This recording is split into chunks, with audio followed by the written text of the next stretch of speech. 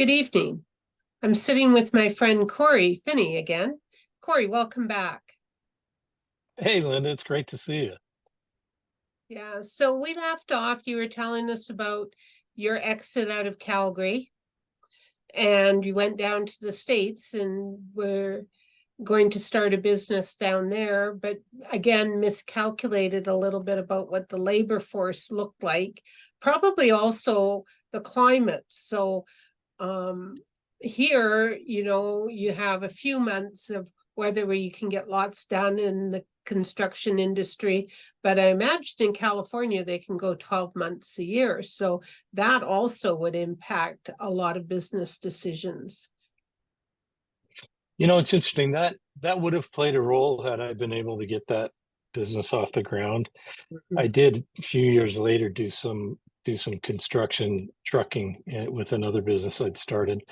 But initially, getting that hydro excavation business off the ground was a function of the failure of the sale and the failure of the company that bought Finnie water hauling in Canada, because it kind of left me without the resources to move forward. So I had to kind of reinvent myself, um, and that meant just doing things a lot differently. Um, so I I I think I actually would have enjoyed um, that business down there being more consistent. It would have been less rush, rush, rush, and crunch time, and got to Right. get in while the frost is in and get out before the frost comes out of the ground. And you the other thing is, it was interesting. I was talking to a buddy of mine the other day. I used to stress. I used to have so much stress over the weather. It had to be cold enough in the winter, had to get cold enough to take the trucks into the bush, had to be hot and dry in the summer. If it rained, we were out of work for weeks at a time. And it literally took me probably 5 to 10 years after I was out of the business to not dread adverse weather. Now, fortunately, Southern California didn't have a whole lot of adverse weather. Uh, I was usually sunshine, but yeah, when a rainy day would come, it was hard not to be depressed still because I was so programmed that that was a problem. Yeah. In one of our podcasts, and I don't think it was the last, maybe the first one we did, you talked about bankruptcy and lawsuits. Do you want to expound on that a little bit, or do you want to move on to Yeah, what avoid them. avoid them? Yes. Avoid them. Choose good. I think I mentioned choosing good partners is as important as choosing your spouse. Um, yeah, I've been through I've been through a lawsuit when I exited Canada, and then in my last couple of years in the US, in two different businesses, I was in four lawsuits and had to Right. file bankruptcy in order to protect myself because of one of those lawsuits. Um, I mean, it was the appropriate thing to do financially too, because between the partnership failure and the lawsuits, it literally did bankrupt me. So it was I never really realized this till now. I say it. I went down to the US on the heels of losing my business and had to start over in the US. And 15 years later, I came back to Canada on the heels of bankruptcy and losing my business and COVID, and had to start over. And Yeah. big differences. I think I learned my lessons. Again, partners, choosing right Mhm. partners, choosing a business that doesn't. I've always chosen businesses that were highly capital intensive. I don't Yeah. think we talked about that. I mean, at one point I had over $26 million in real estate in San Diego, between the point of acquisition through the remodel, rehab, and the exit. Um, but out of that $26 million, I owed 25 and a half. It's a lot of leverage. That's not a good place to be. doesn't leave a lot of room for error or natural disasters or pandemics. Right. Um, Yeah. yeah. So what do you want to know about the lawsuits and bankruptcy? I'm an open book. You know that. Yeah, you're an open book, but it's one of the areas of business that we just don't like to talk about. It's like sort of saying, I screwed up. And lots of times it's beyond your control. You know, and for you especially, the way I know you, somebody says to you, I'm a good guy, trust me. You take them at their word. You trust them. You work with them. And even like some of those businesses, when I was down visiting you, you already knew that things were kind of going sideways, but you kept saying, oh, I'll give them another chance. Oh, maybe things will turn around. So Yeah. I mean, if, I can be accused of a lot of things, but having the best judgment and partnerships is not one of them. You know, um, again, I'm an eternal optimist. I kind of rush in. I rush into good deals. I rush into, and they say, the best businessmen make quick decisions. yeah, That's true.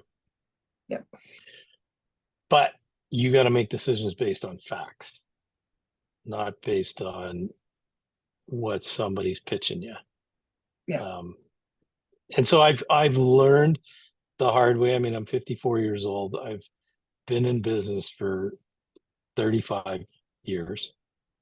Um, I've I counted up the number of businesses and corporations I've owned. It's dozens, like corporations, mhm, because there's several corporations in some of those businesses. And it's just taken a lot of that learning to get to the point where you can be successful. And they always say, a lot of millionaires have gone bankrupt multiple times before they became a millionaire. And I mean, millionaires nothing these days.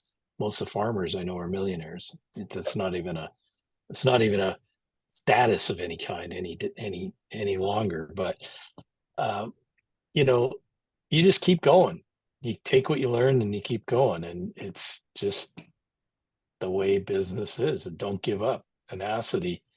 Lots of people, I think this day and age, um, young people have a lot different opportunities. They've got opportunities to do business with their heads, learn technology, learn, skills that you can really leverage in online, like really leverage and do well. I know kids that are in their early 20s that are millionaires because of online businesses.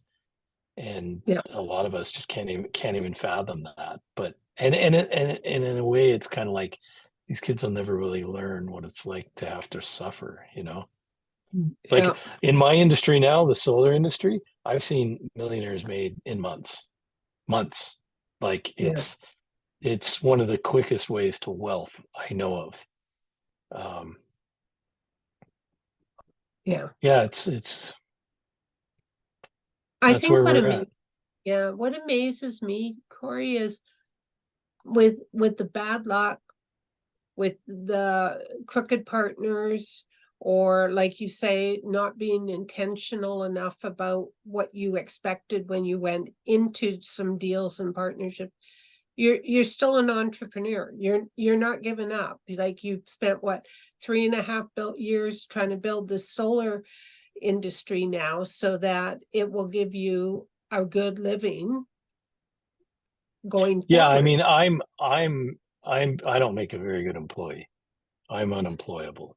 Like I wouldn't hire me. I, so you never know what you're gonna get. No, I mean I don't know. I wouldn't know how to work for someone. It's just not how I'm wired. Yeah. Um, so I don't know anything else. I eat what I kill. Um, and then again, I've said, I remember saying on one of your other podcasts, I'm not a solopreneur. I'm not a business. I'm not a owner operator or a a one man show. I always try and build a business. And when I do that, I put my people first. which is Mhm. to me the right thing to do, but it's hurt me in the past. Um, so right now what I'm doing, and I'm just at the point of really leveraging my business and really scaling now, but I'm putting myself first. I'm subscribing to the nail it before you scale it. Don't do it too fast, but um, I've that's part of why I haven't. I've had several friends that look at my lifestyle because I've had a great lifestyle in this business. I spend 6 months in the US or on a sailboat somewhere when I'm not in Canada, and I spend 6 months in Canada. I can work from anywhere. I worked a month and a half in the beaches of the Dominican Republic, and then the next month and a half on a sailboat in the Caribbean and the Bahamas. Um, so, I mean, I've had a great lifestyle in the last 3.5 years, Yeah. but I haven't been focused to really build what I'm building now, what I've, you know, decided since my surgery, I'm going to take the time during my physical rehab to just really wind things up and scale the business because I don't like working alone. I mean, I've always been part of an organization or a Mhm. sales organization or, in my case, several different companies as a broker. I'm onboarded with over a dozen different solar installers and, I'm involved with many of their sales organizations, but I'm building my own team, my own group, because I have like I said, I've got a handful of friends who want to do what I do. They see my lifestyle and they want to do what I do. And I say, I won't put you through what I've been going through. You just got to be patient till I nail it. And then I'll bring you in when I can really make it simple for you. But Yeah. because I'm making it simple for them, I'm going to be compensated extremely well. Yeah.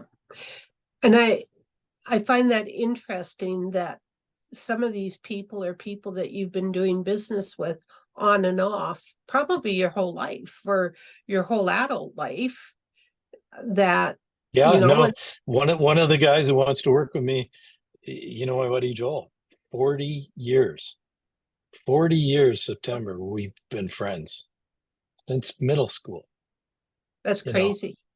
Yeah, And he's like 25 years as an ESL teacher, working for a college, and he's like, man, I want to do what you do. He's been working with me and helping me with some of my systems and training and some of my stuff. Um, developing some of my media and things like that. Uh, and he's like, I want to get started. And I said, just give me till November.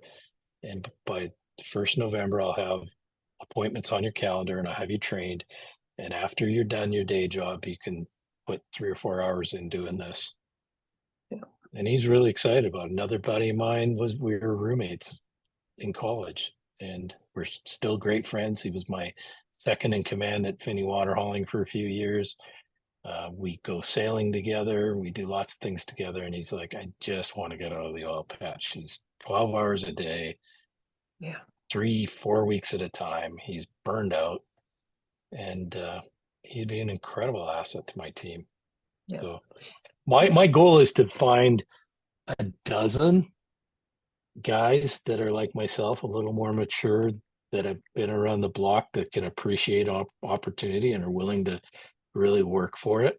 Because in my industry, in the solar industry, especially in the US, I don't know what it's like here, but it starts out, a lot of it's in the door to door, these young college kids that are full of piss and vinegar and they're just rah, rah, rah and hype. And, um, to me, it's too, you're dealing with too big of a sale. I mean, you're dealing with this somewhere between a 30 and mhm, $70,000 sale to be handing over to a kid in just out of high school that's just not going to be around in 3 weeks. Like this is a mature person's business, I mhm, think. And so I look at it a lot differently than a lot of the sales teams. A lot of people just try and, you know, push them in and grind them out and kick them to the curb kind of thing. They just right. revolving door.